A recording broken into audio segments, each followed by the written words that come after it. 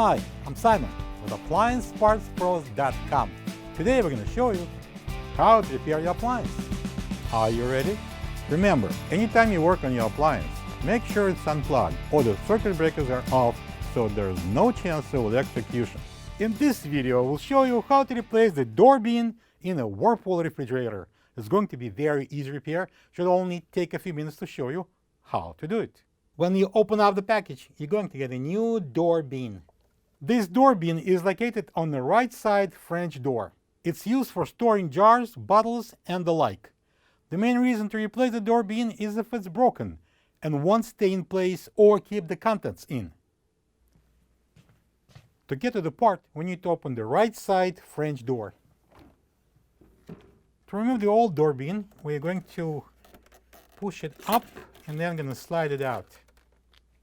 This is the old door bean next to the new one. If you don't have this part, you can get it from AppliancePartsPros.com. To install the new door bean, we're going to bring it inside the door here, just like that. And I'm going to press it down. And now we can close the door. Plug the fridge back in and make sure it's cooling. Thank you for being a part of another successful repair brought to you by AppliancePartsPros.com. For any of your future appliance repair projects, please check out our other videos available on our site, on Facebook, on YouTube, and on Instagram.